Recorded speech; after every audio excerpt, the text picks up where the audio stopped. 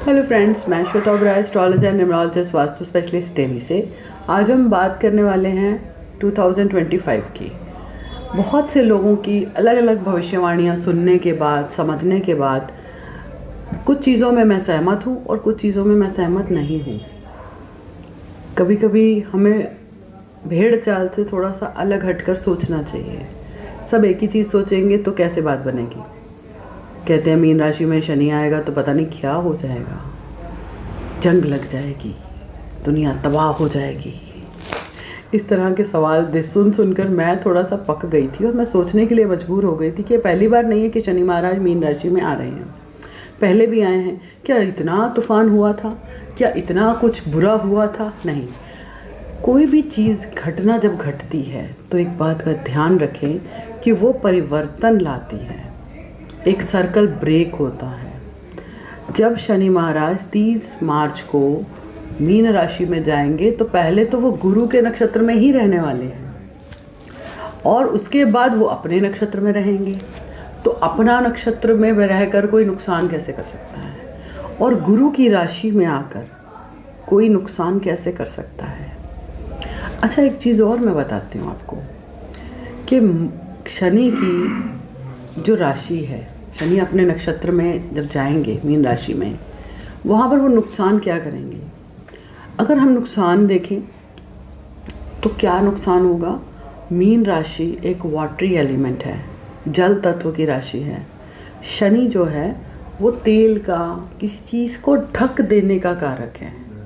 जैसे रात आती है, सूरज को वो ढक देती है, पर ऐसा तो नहीं कि सूरज कभी नहीं निकलता। उसका जब समय आता है तो वो सूरज भी निकलता ही है। उसी तरीके से जल तत्व राशि में शनि के आने का मतलब है पानी का पीड़ित हो जाना, दूषित हो जाना। अब ऐसे में डायरिया, कॉन्स्टिपेशन या लूज मोशन जैसी प्रॉब्लम्स आएंगी। अच्छा, अब अगर पानी ख़राब होगा, क्योंकि बॉडी में 60% पानी है, तो जाहिर सी बात है कि कुछ इश्यूज़ तो होंगे। मैं ये डिनाई नहीं कर रही हूँ, बट मैं ये भी कह रही हूँ कि वो कौन सा पानी होगा। क्योंकि मीन राशि को हम समंदर, ओशियन से गिनते हैं, उसी से हम मानते हैं। हम कर्क राशि को नदी का पानी कहते हैं और जो वृश्चिक राशि है उसको हम दलदल का पानी कहते हैं, और मीन राशि को हम कहते हैं कि वो समंदर है, अथाह है। क्योंकि गुरु की राशि है, गुरु बड़ा है तो वो समंदर है।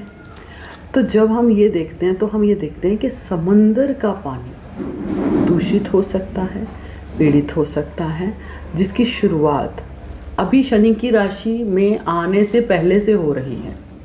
अभी मैंने पीछे ही डिस्कवरी का एक चैनल देखा जिसमें उन्होंने बताया कि जो ग्लेशियर हैं हमारे आइस के, उनके अंदर कुछ खास तरह के वर्म्स, कीड़े पाए जा रहे हैं जो कि खतरनाक हैं, जो कि ऑब्वियसली जब वो पिघलते हैं तो वो समंदर में ही मिलते हैं, तो वो समंदर को कहीं ना कहीं दूषित कर रहे हैं। अब अगर बीमारी आई है तो उपचार भी आएगा। कोरोना का भी उपचार आया था। हम ये ना भूलें कि हम 2 साल कोरोना को झेल चुके हैं। तो अब जो 2 साल हमारे आ रहे हैं उसमें भी अगर शनि महाराज मीन राशि में आ रहे हैं तो उसमें भी वो कुछ ना कुछ तो सिखाएंगे भी। ऑब्वियसली शनि परिवर्तन के कारक हैं, शनि परिवर्तन देते हैं। शनि 30 साल का चक्र लगाकर जब एक राशि में आते हैं तो उस राशि को बदल देते हैं, उस राशि के तत्वों को बदल देते हैं, लोगों की सोच को बदल देते हैं। जब कोरोना आया मकर राशि में, जब शनि आए मकर राशि में, उस समय कोरोना आया। आप देखेंगे कि मकर राशि के अंदर कौन कौन से नक्षत्र हैं। सूर्य का नक्षत्र है, चंद्रमा का नक्षत्र है और मंगल का नक्षत्र है। सूर्य हमारी आत्मा है, उसमें भय आ गया। आप देखेंगे बहुत से लोगों को हार्ट पेशेंट्स हुए और उनको हार्ट अटैक आ गया, सिर्फ नॉलेज ना होने के कारण कि कोरोना क्या है। ठीक है, तभी उनको ऑक्सीजन की ज़रूरत पड़ी। उसके बाद वो जल तत्व में आ गया, तो उसके बाद जुखाम, खांसी, लंबी खांसी होने की चीज़ें स्टार्टअप हो गई। ठीक है, और जब मंगल के अंदर आया तब उसने ब्लड को भी पीड़ित किया कि खून की कमी आ रही है, खून में इन्फेक्शंस आ रहे हैं। तो इसी तरीके से जब शनि महाराज मीन राशि में आएंगे तो पहले वो गुरु की राशि नक्षत्र में रहेंगे, पूर्व भाद्रपद, फिर उत्तर भाद्रपद में आएंगे जो शनि का अपना नक्षत्र है, और उसके बाद वो बुध के नक्षत्र रेवती नक्षत्र में आएंगे जो काल पुरुष की कुंडली में तीसरे और छठे घर का कारक है। तो यानी कि कॉन्शियसनेस, हमारा कॉमन सेंस इफ़ेक्टिव होगा। जब भी हमें भ्रम की स्थिति आती है तो उसके पीछे कहीं ना कहीं हमारा हार्मोन्स का अनबैलेंस होना, हमारे डीएनए पैटर्न का अनबैलेंस होना ही ऑटिज़म जैसी प्रॉब्लम लाता है, ओवर एक्टिव माइंड की प्रॉब्लम लाता है और हमारे माइंड में कन्फ्यूजन्स लाता है। तो मेमोरी लॉस होना, पैरालाइज की प्रॉब्लम होना, नसों में प्रॉब्लम आना, ये चीज़ें देखने को मिलेंगी। अब ये नहीं कह सकते कि सबको ये प्रॉब्लम आएगी, हर किसी की दशा अलग होगी, हर किसी की अंतर्दशा अलग होगी। तो हम ये नहीं कह सकते कि जो हमारे हिंदुस्तान के 150 करोड़ की जनसंख्या है उन सबको ही यही प्रॉब्लम आ जाएगी। और दूसरी बात, अगर हम हिंदुस्तान की कुंडली देखते हैं तो वह वृषभ लगन की है। वृषभ लगन में इस समय गुरु का गोचर चल रहा है और गुरु महाराज मई में राशि परिवर्तन करेंगे। मृगशिरा नक्षत्र में जब वो नक्षत्र में चेंज करेंगे फिर वो आएंगे आद्रा नक्षत्र में, और आद्रा नक्षत्र राहु का है। और यहाँ एक और खूबसूरती देखिए कि राहु का परिवर्तन होगा गुरु के नक्षत्र में। आप देखिए कितनी खूबसूरती है इस चीज़ में। नेचर कभी भी पालन ना करने वाला हमेशा प्राण नहीं ले सकता।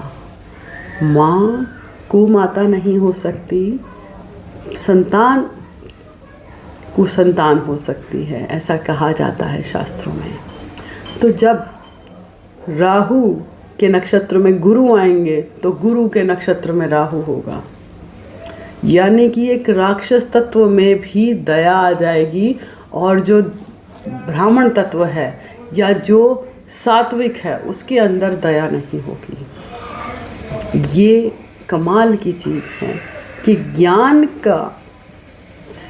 की पालना हो सकता है कि कोई ऐसा इंसान करे जिसका ज्ञान से लेना देना नहीं है, कि आप अपना तत्व भूल जाएं। ठीक है ना, क्योंकि राहु कुंभ राशि में आने वाले हैं और जो एक कहते हैं कि 5-6 प्लैनेट आ रहे हैं, तो वो 5-6 प्लैनेट सदा के लिए नहीं आ रहे हैं। सिर्फ 2.5 दिन के लिए चंद्रमा और सूर्य इकट्ठे होंगे, उसी में बुध होगा, उसी में शुक्र होगा, उसी में शनि होगा। बुध शनि शुक्र तो मित्र हैं, ठीक है, राहु भी उसी का मित्र है, और सूर्य और चंद्रमा साथ में आएंगे तो वो 2.5 दिन के लिए चंद्रमा साथ में रहेगा। और जिस डेट को आ रहे हैं आप उस डेट से देख लीजिए कि 15-16 तारीख को हमेशा ही राशि परिवर्तन कर लेते हैं सूर्य महाराज। तो सिर्फ 15-20 दिन ऐसे होंगे जिसमें कुछ दिक्कतें रहेंगी। अब ये दिक्कतें सबको नहीं रहने वाली हैं। और बड़ी कमाल की बात मैं और बता दूं, वृषभ लगन का अगर हिंदुस्तान का चक्र है तो ये तो लाभ भाव में बनने वाला है, और लाभ भाव में कोई भी ग्रह बुरा प्रभाव नहीं देता। तो फिर भय कहाँ है? पिछली बार जब 2024 आया लोगों ने बोला 8 नंबर, शनि का नंबर, शनि का नंबर, जबकि वो पूरा शनि का नंबर कभी नहीं बना। क्यों नहीं बना? क्योंकि 2024 8 नंबर, क्या सिर्फ यही डेट रहेगी? 1 जनवरी 1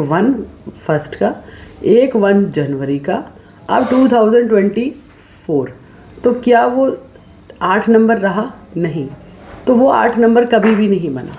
और इस तरीके से 9 नंबर भी कभी भी अकेला 9 नहीं रहने वाला, क्योंकि कोई शून्य महीना, कोई शून्य डेट नहीं होती है। तो इसी तरह की नॉलेज के साथ हम फिर मिलेंगे इसी वीडियो को हम आगे बढ़ाएंगे, इसी के पार्ट 2 को आप ज़रूर देखिएगा, जिसमें मैं राशियों के अकॉर्डिंग भी आपको बताऊंगी कि कैसा साल किसके लिए कैसा जाने वाला है।